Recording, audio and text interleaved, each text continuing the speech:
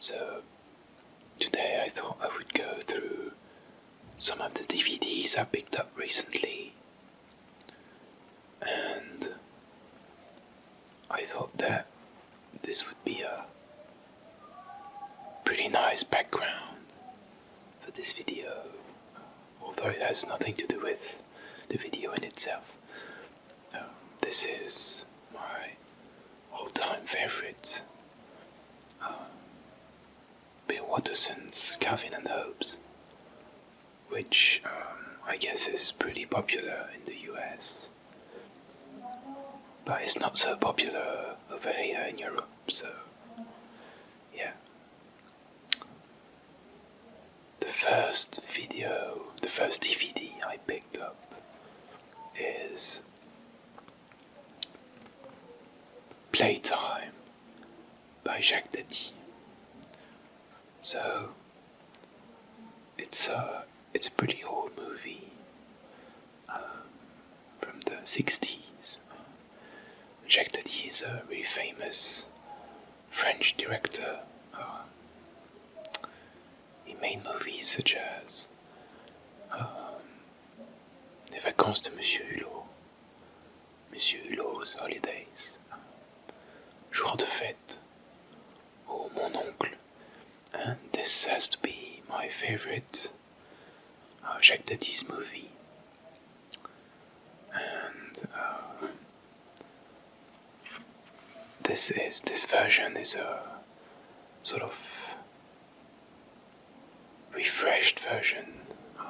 It's obviously the original movie, but with brighter colors and some better details, and it's just a better version than the one that was originally released. And I remember the first time I saw this movie was quite recently, actually.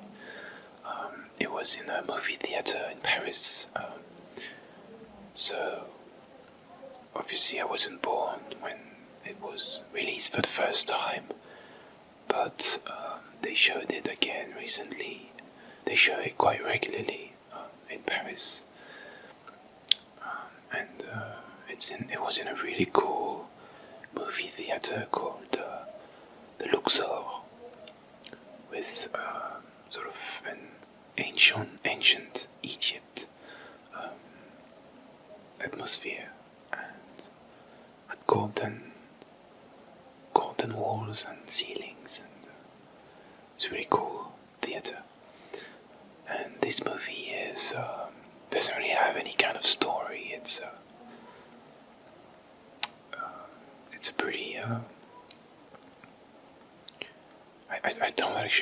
I don't really know how to describe what happens in this movie. There are several different stories going on. So it's about American tourists who visit Paris, and they sort of like typical tourists. Everything is really cool. Everything is new to them. And then there's Monsieur Hulot, who is this guy over here, really tall guy, always with an umbrella and a hat.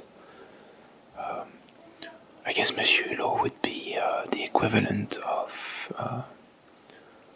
Charlie Chaplin in the US, and I almost want to say Mr. Bean in the UK. Although Mr. Bean is... He may look a bit stupid, but he's actually really clever, and he always finds out ways to succeed, to do whatever he wants to do. But those ways are just a little bit unorthodox, and Mr. Hulot is a bit different. I would say he's more like Charlie Chaplin, but he does remind me of Mr. Bean at sometimes. And he's job seeking. He's looking for a job, and he basically goes to this really big office, like building with a lot of offices, and kind of an open space. Well, it's not really open space, but it's a really big complex of offices with people working there,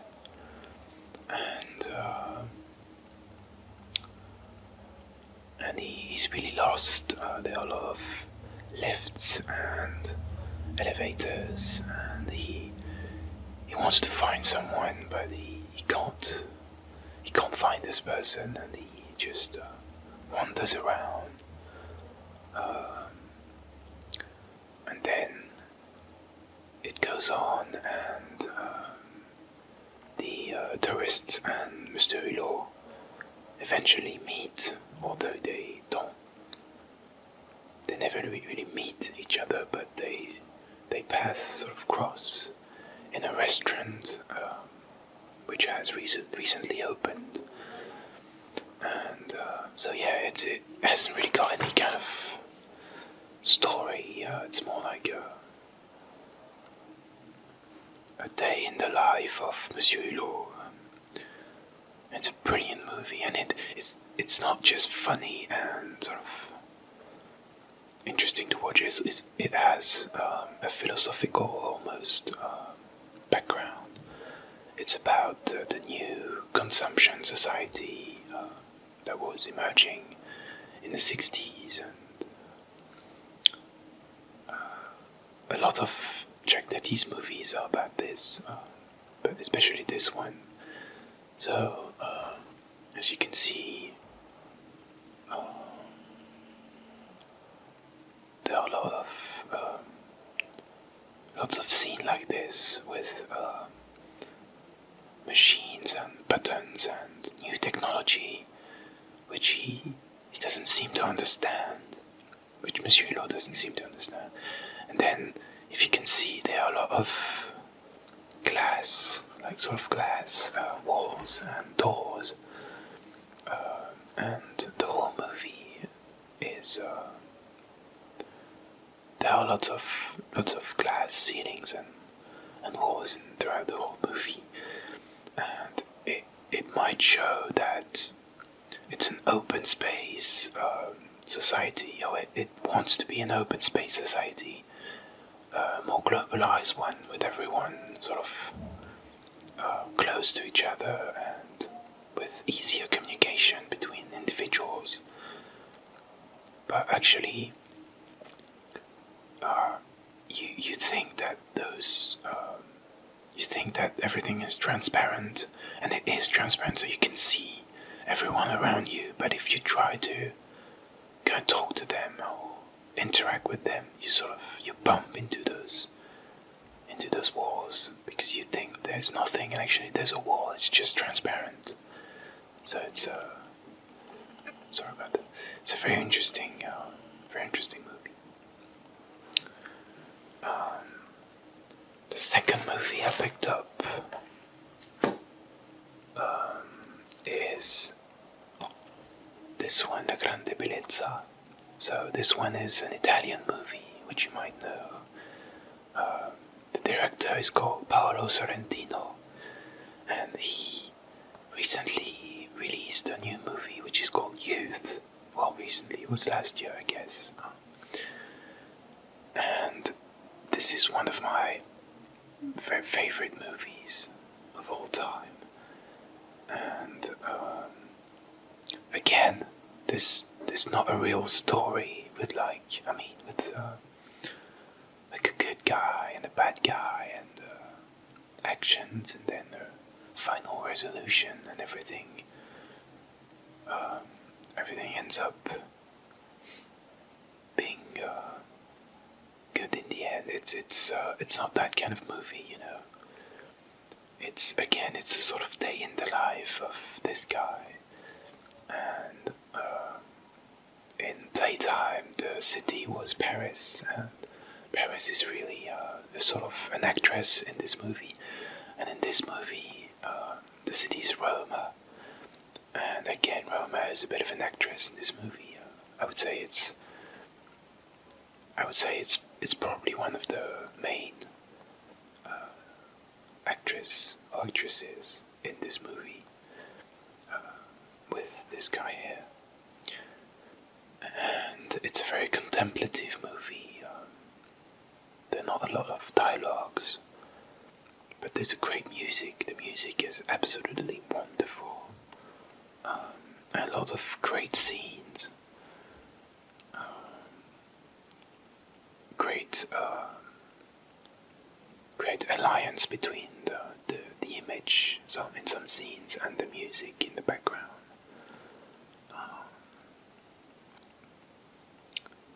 And the actor is really great as well. And this movie won the best, the Academy Award for the best foreign movie. I can't remember which year exactly, but the year it was released, so it was probably in 2013, so I guess in 2013 or 2014 it won Best Foreign Movie in LA at the Academy Awards, or the Oscars. So yeah, you should definitely check out this movie, because if you like sort of dreamy atmospheres, and if you like Roma as well, or if you don't know Roma but want to discover it through a very unusual, it's not a touristy approach. Obviously, it's a very very interesting way to discover a new city. Yeah. Then another movie I picked up was again a French movie called Sils Maria, and I believe in English the title is The Clouds of Sils Maria. Oh, by the way, the previous movie, La Grande Bellezza, it's obviously the Italian title, and the English title is The Great Beauty. I don't really know why they translated it, because they didn't translate it in French. So I suppose American people, or Anglophones for that matter, Anglophones they can't understand Italian, or they wouldn't. The producers feared that the film wouldn't do well if they kept the original title. Anyway, this movie is again one of my favorite movies. A lot of those movies are my favorite movies, actually. And it's again a pretty dreamy movie. It has a story. This one has something that looks like a story, at least. And it's about an actress who was popular once in theatre, and she played the role of Sigrid. Sigrid in a theatre play, and Sigrid was sort of young, ambitious young girl, and she was the assistant of an older woman called Helena. And eventually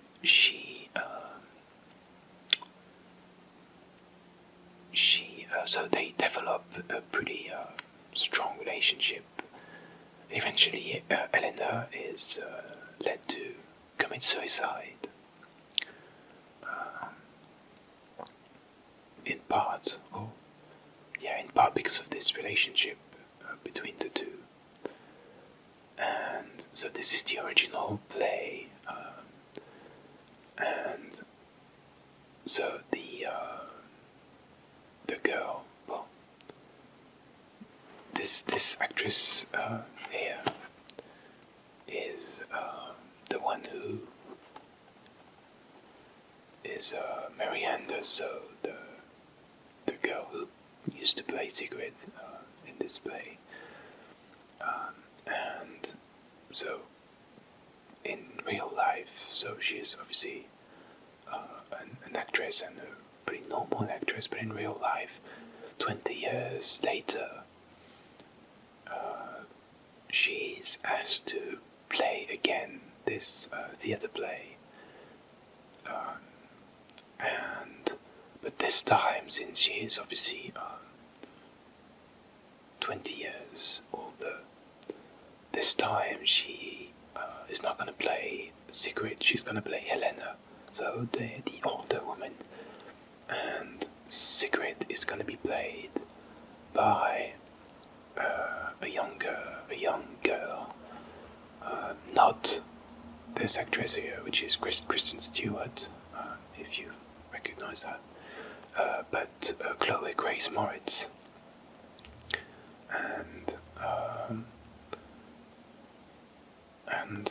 but this actress, she has an assistant played by Kristen Stewart, and although she does not play any role in the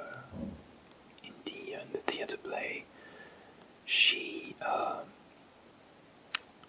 so she's an assistant, and she helps her remember her lines and learn her lines. And in the movie, there's a parallel between the relationship between those two women and the relationship between Sigrid and Helena in the original play. And it's a sort of psychological movie with great landscapes. It takes place in Switzerland and in the snow in the mountains, and it's a brilliant movie. And I guess what makes this movie a great one is those two actresses. So this is Juliette Binoche, one of the most famous French actresses. I guess she's pretty popular in the US or the UK as well, and the rest of Europe. And this is obviously Kristen Stewart. And the relationship between those two in the movie is absolutely brilliant. So again, it's really interesting and really calming movie. Great movie. Another psychological movie, which actually I have not seen yet, called The Servant. And this is it's a movie by Joseph Losey, and again it's a remastered, sort of refreshed version.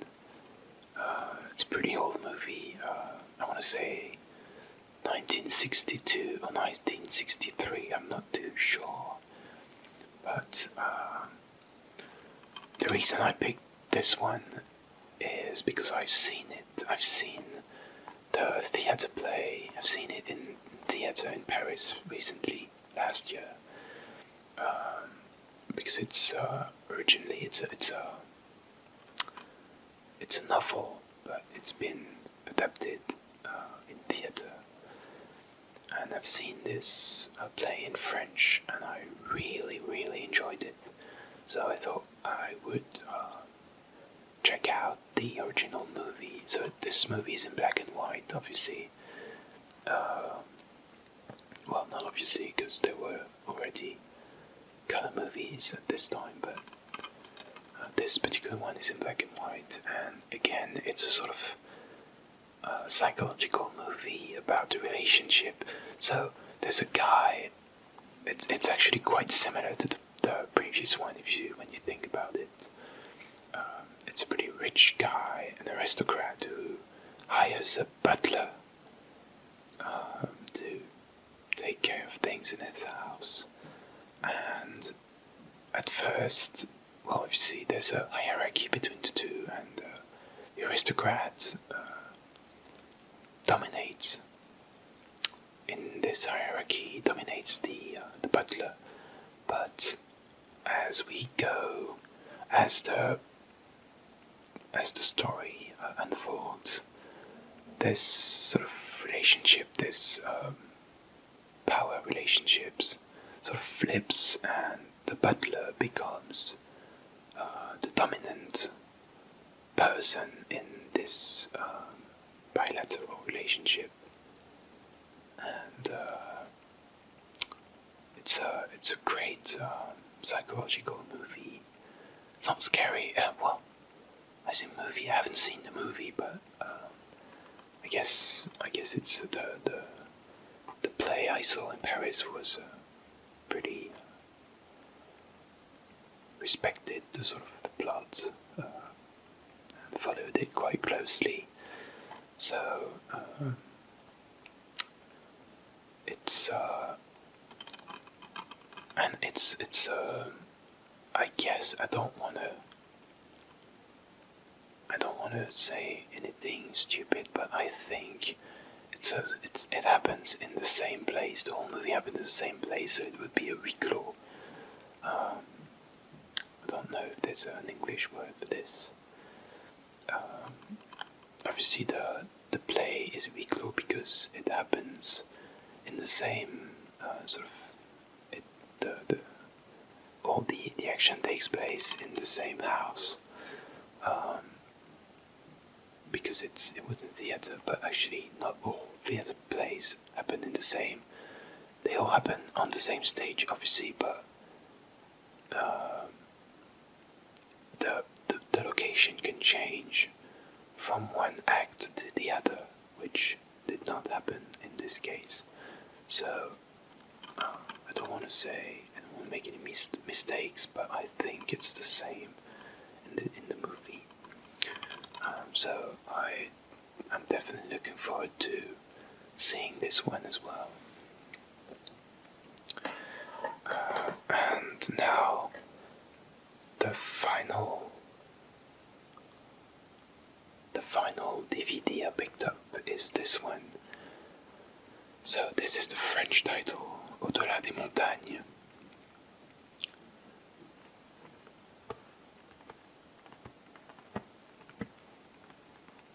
And the English title is Mountains May Depart. And this is a Chinese movie, and I don't know the title in Chinese. This is by Jia Zhengge, who is a pretty famous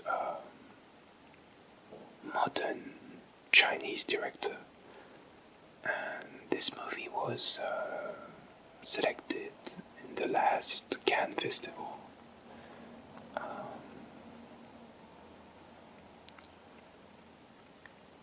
And it's a really long movie, but it's quite long. And it tells the story of this girl here. It's called Tao, and there are two men at the beginning of the story. There are two men who are really in love with her, and one is going to become pretty rich, and the other one is gonna work in a mine, so he's obviously much less wealthy, but he's definitely more sincere in his sentiments for her are much more sincere, and she ends up choosing the first one. This is not the girl, by the way. Or at least I don't think it is. No, I think this one is the girl, and this one is the same girl a few years later. Anyway, they get married, this girl and the first guy who is not even on these pictures, and then a lot of things happen throughout the movie. They get divorced, and then it follows the story of their son, who's this guy here, and So there are three periods in this movie, basically. And the final period takes place in Australia. So the first two ones take place in China, and the third period takes place in Australia. And their son has grown up, and he's called Dollar. And he's sort of becoming more mature and sort of looking for himself in a way, and he's becoming an adult. And when I saw this movie for the first time, I saw it 2 times. I went to see it the first time in a movie theatre in my hometown, and then I went again 3 days later with a friend because I enjoyed it so much. And the first time I saw it, I thought that the third period was actually a bit maybe too much, and I couldn't really see the link between the third period and the first two ones. But the second time I saw it, I didn't have this problem anymore. I thought it was a whole, and it made sense in a way. And what I really like about this movie is also the music. There are basically, well, there's a theme in the background. There's a musical theme which comes back quite regularly, but it's quite discreet and subtle. But there are two songs which come back. The first one is Go West, which was a pretty famous song in the 80s, I guess. And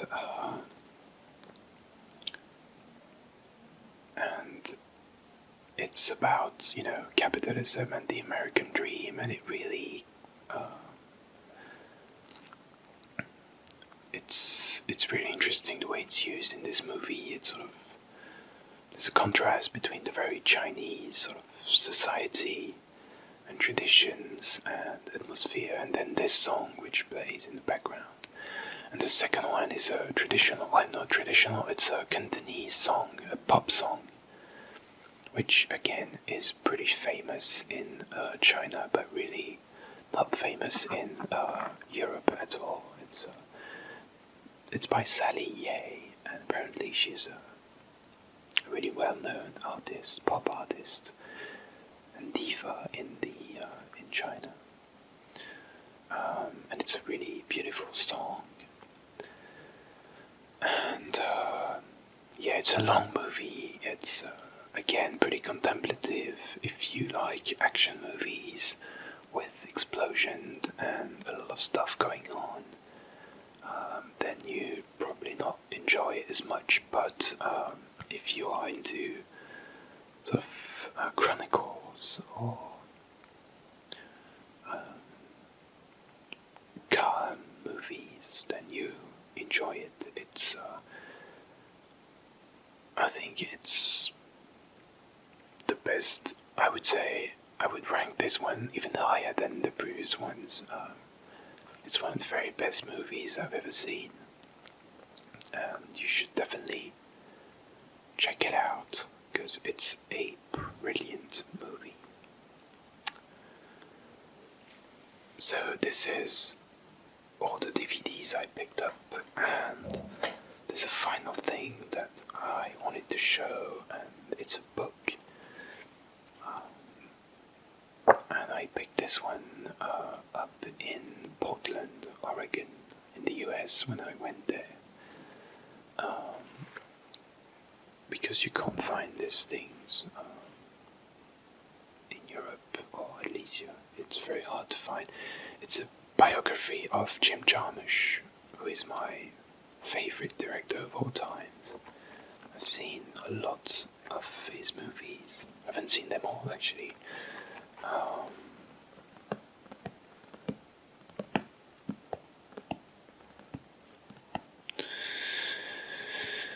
And this is from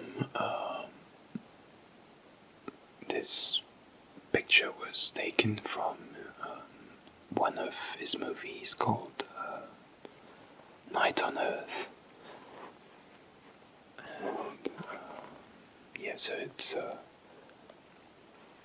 biography, and it talks about a bit about his life and a bit about his movies as well. So this is Down by Law, which was a black and white movie. He hasn't made a lot of movies. He's one of those directors who is pretty slow in his working pace and rhythm. It's not like Woody Allen, basically, who directs a movie each year. He's much more slow. But I think sometimes quantity, there's a choice to make between quantity and quality. And even though Woody Allen is a great director and has made some pretty great movies, I feel like his very last movies, such as Cafe Society or The Irrational Man, were not the greatest. They were a little bit too... I don't want to say they were bad movies, because obviously they were not, but I was very much disappointed, and I think he should probably take a break and try to find some fresh ideas. And I've heard he's shooting a TV series now with Amazon, which could be a great idea, because it's gonna make him do something new, and that's great. This is from Ghost Dog: The Way of the Samurai, and this is my favorite movie of all time. I would say this is my favorite movie of all time, and then the second one is Mountains May Depart.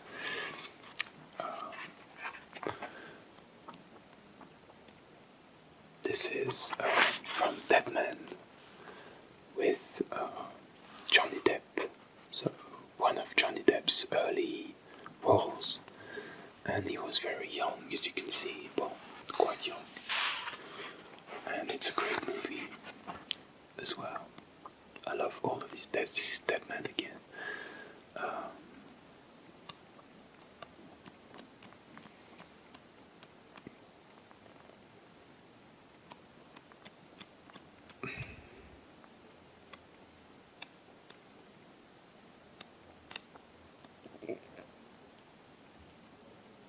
This is from Mystery Train, which is one of his movies that I haven't watched yet.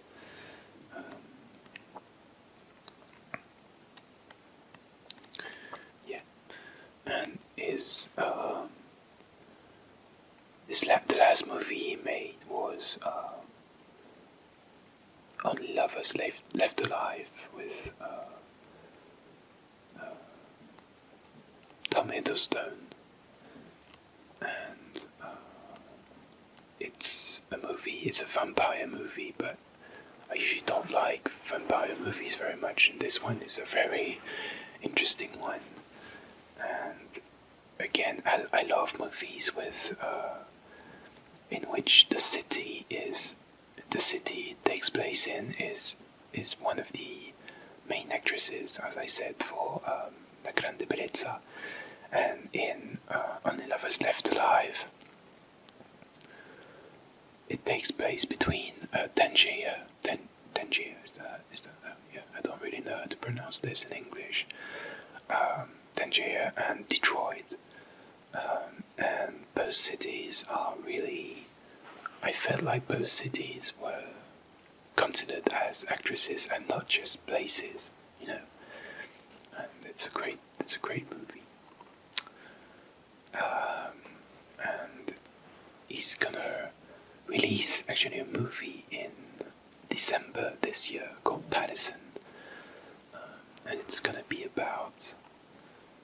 take place in Patterson, New Jersey, and it's gonna involve poems by William Carlos Williams, who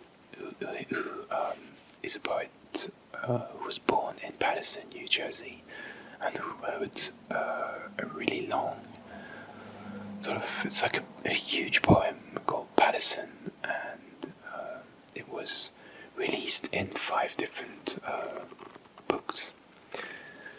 And the main character is going to be called Paterson, and he's going to be a bus driver who also writes poetry. And this is probably the movie I am the most looking forward to this year.